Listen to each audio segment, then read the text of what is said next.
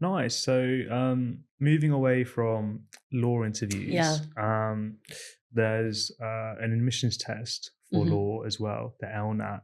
Um, The Law National Admissions Test, yeah. oh, is that what it stands Yeah. for? Um, Makes sense, right? it does. Yeah, it does make sense. Can you provide us like a bit of information of like what the LNAT is, like, and what kind of Yeah. like things it's testing for, and what kind of questions it Yeah, has on the yeah, LNAT? absolutely. Look, there's lots of information out there about Mm, the LNAT, and anyone who's thinking of sitting it should certainly go on the LNAT website and read it, all of that information very carefully. mm, But I suppose the headlines are: it's a test that you will sit online in a test center. You need to book it. There is a mm, cost associated with it, but there are bursaries mm, available for students who will mm. struggle to meet that cost. Yeah, So you go, if anyone's ever sat with like the driving proficiency yeah, test, is that what it's called? I think so. I think Yeah, so. I don't know. yeah, I actually can't drive, so I don't know. yeah. So you sort of go to a test center like that, Yeah, exactly. and sit the test there. It's 2 hours and 15 minutes online. Okay, Also, it's not like on the internet. It's sort of on like its own like platform. But okay. you take the test at Yeah, the computer. The first section is a multiple choice question yeah, exercise. There are, I think, 42 questions over like 90, 95 minutes, something in that region. And they give you passages of yeah. text. I think there are about 12 passages. Passage of text, which you'll need to read, and then you have questions on that text, multiple choice. I think I think there are 4 or 5 options. Yeah. There's a set number. I can't remember whether it's 4 or 5, but it will sort of ask you, and it will ask you really detailed questions about that text. So it might be, which of these two concepts are um, compared to one another, which of the or sort of put in opposition to one another. So it's either this or it's that, or what reasons are given in support of this claim, or what claims are being made, what statements are made about this topic in this passage. Or it might be, it might ask you to think about, you might need to know what an inference is, or Mm, something like that, right? So the difference between um, uh, you know, statements which are explicit and mm, statements which are implied. yeah. You might need to know the difference between a fact and an opinion. Mm, Now, these are basic elements of critical thinking, mm, critical reasoning, and so they can all be sort of learned. And actually, a lot of this is covered in like GCSE English, yeah. right? So it isn't testing skills that students won't have if Mm, they're sort of generally doing well academically in their core subjects at GCSE, and in mm, their subjects at school. But the MC, I would say it is important to practice yeah. the MCQ side of the LNAT. You can get free practice tests online. Mm, There are, outfits that will charge you quite a lot of money for, very rigorous. We'll definitely get you can definitely pass the LNAT if you give us all this money. You don't need to do that. no. There are free tests available on the LNAT website, on other Mm, websites, and get as much practice in as you can. You can buy books where there's like banks of practice tests. mm, You can buy these books online. But the great thing about books, as opposed to these sort of really expensive tutoring programs or whatever, is you can pick them up secondhand yeah, for exactly. really reasonable prices. And so I think that's probably a Mm, sensible thing, for students to think about doing. But that's only the first half of the LNAT. yeah. The second half of it is an essay. So you'll be presented with 3 questions. You choose one, you spend 40 minutes and you write an essay on it. And again, essay writing skills. This isn't, you don't have to sort of do anything particularly outlandish or Mm, unusual to prepare for the LNAT essay. Students applying to Cambridge for law should be, I would say, doing an essay-based subject at A-level anyway. mm, A lot of our students take something like English or history, but not yeah, exclusively. People take law, government and politics, yeah. there are all sorts of A levels in which students might write essays. I should say it's not a requirement. We have also taken students with a full suite of maths and science A levels, and they often make excellent law students because it's logical reasoning, problem solving, etc. But I would say if you are taking those kinds of A levels, it's then even more important that you practice writing essays. If you're not doing an EPQ, if your school doesn't offer it, set yourself some essay questions and practice writing, because that does matter. So for the LNAT essay section,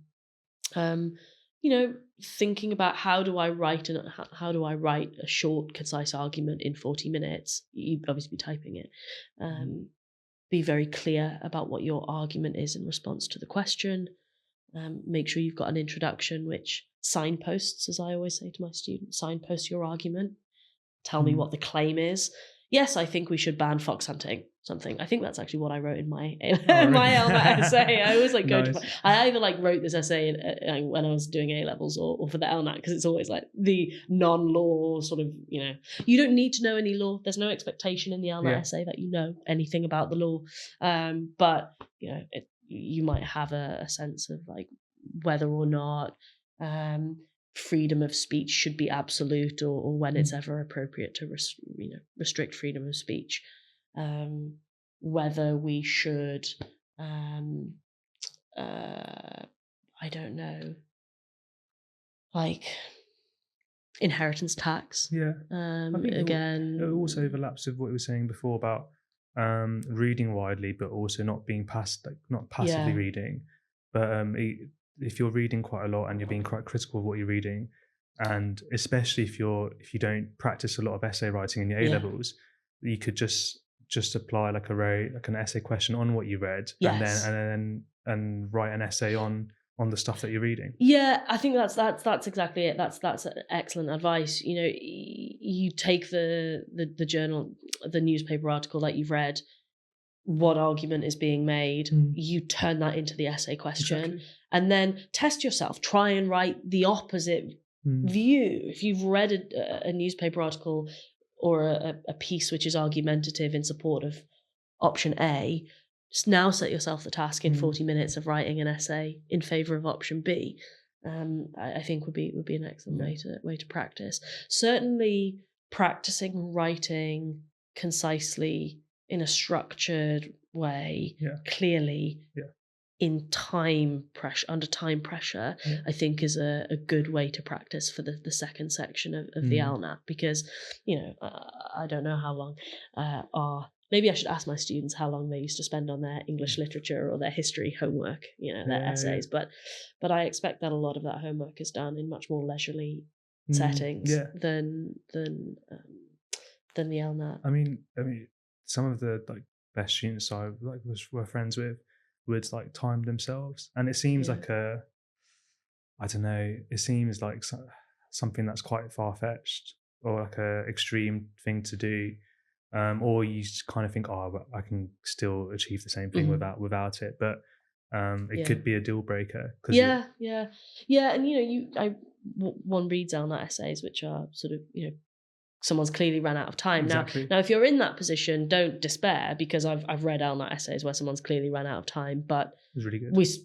We give them a place, and it might be because what we see in what's being covered is shows skill, the kind of skill that we're looking for, the kind of skill that we need, is possibly even still very impressive. And so it's still a good essay, even though someone's run out of time. Or it might just be that it's not the best part of their application, actually, but there's strengths elsewhere that and it's a holistic assessment, right? Nothing's a deal breaker. So don't panic, but that kind of practice, that sort of discipline, is really good. And it's not artificial either, right? Nothing in the LNAT or the interview or the applications process in general is artificial, because the skills that you will practice in preparation for the LNAT and the skills that you will demonstrate in the LNAT are the skills that you will need to hit the ground running as a first-year law student here. And they are skills that you will continue to develop when you're on the course. Our students write a lot of essays. Yeah. And if it takes you 3 days to write an essay, then you're not going to be able to keep up with the workload. So, practicing how to write clearly and consistently quickly is important. Nice. And to go back on this section, the first section, the multiple choice, I think we were talking about this beforehand, how really depending on, I guess, like what you've happened to read or covered or what you're taught in school, can really it makes a big difference, because you could be someone who sees it's a critical thinking assessment and just kind of know what that is. Yeah. Or this assessment might be your first time you've heard of the words critical thinking. Yeah. Even though you have really good critical thinking skills that you show in your subjects, you just don't specifically know what it means. Yeah. So I was in that position when I was preparing for my assessment. And I think getting a cheap secondhand critical thinking book just and reading that over changed a lot and made me kind of like streamline my thinking, and then made the test a lot more straightforward. Because I think those kind of books, when they go through examples of like, these are the premises, what are the conclusions, etc., you kind of get into a habit of specifically what the test is asking. It's a discipline, isn't it? And I think that's right. And that doesn't have to be an LNAT specific book. Any kind of book aimed at sixth form age students on the topic of critical thinking and developing critical thinking, critical reasoning skills is going to be helpful for the LNAT. But it's, like I was saying earlier, it's also going to be helpful for you as a lawyer, whether you come to Cambridge or anywhere else.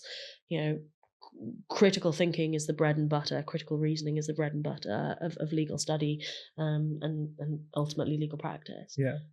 So it's good to pick it up, and to pick it up early, because you want to be building practice in repeatedly over a longer period of time in the run up to the test, rather than trying to cram everything in a week. Because as you say, Siam, it's a way of thinking, and once you've done it, it's always in there, right?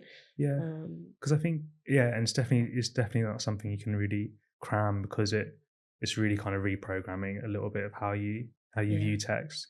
But it'll never be the same again. There's a lot of truth in that. I think there's a book called Thinking Skills. The teacher suggested to me. He did politics, really good guy. But I think there is a difference between, so you have two individuals, they're reading a piece of text, both probably like very good at analyzing text, but one of them is very in touch with the discipline of critical thinking. They will view it from a different perspective. They can also view it from other perspectives. But the person who hasn't come across critical thinking will probably eventually achieve the same end, but probably in a very personal or unique way, because they haven't had any learning in that discipline.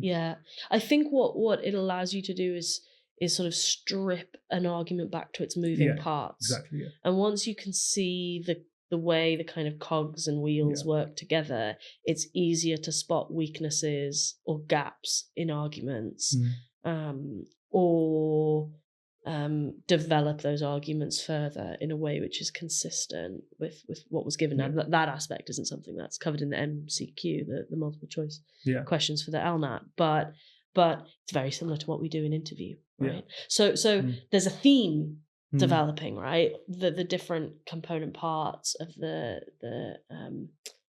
admissions sort of process holistically are sort of giving you different opportunities to demonstrate similar skills. Yeah, exactly.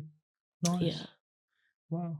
Do you want me to say a bit more about essay writing? I sort of talked a little bit about introductions, but it strikes me that sometimes I don't necessarily know what students are being told about what makes a good essay. So you'll be asked a question. It's really important that your analysis focuses on that specific question asked. If you deviate from that, don't answer the question you wish you'd been asked. Even if you've got a brilliant essay on this kind of similar but actually adjacent, just next to it, not the same thing, question, don't give us that answer, because no matter how good it is, you're not answering the specific question that you've been asked. And that's one of the first things that we're sort of, really keen to see. Clear response. Can I see from that first introductory paragraph what your argument is? Have you summarized the reasons that you're going to go on to describe in more detail or explain in more detail in support of that view? And then make sure every paragraph does a job, right? It's got to serve a purpose, and it's got to be really clear to me, ideally, why that paragraph is even there in the first place. How does it help you answer the argument? Give reasons in support of your argument. If you're aware of evidence, then draw on it. But the LNAT questions, I think, essay questions are often, you're not expected to have done pre-reading for that LNAT question, so they're designed in a way to be sort of quite open textured. I don't expect anyone to have empirical data to support their statistics or anything like that to support their reasoning. Why we wouldn't expect to see that, but you do need to have reason. So if you think that free speech shouldn't be absolute, why not? And can you kind of categorize those reasons so that there's some sense of order to the essay? There's a reason why paragraph 1 comes first, paragraph 2 comes next, paragraph 3 comes later, and then a conclusion that just summarizes your argument, reminds your reader of the strands of the argument, and kind of pulls it all together. You don't want it to be one-sided. The aim is to be persuasive, to persuade your reader that your view is the better view.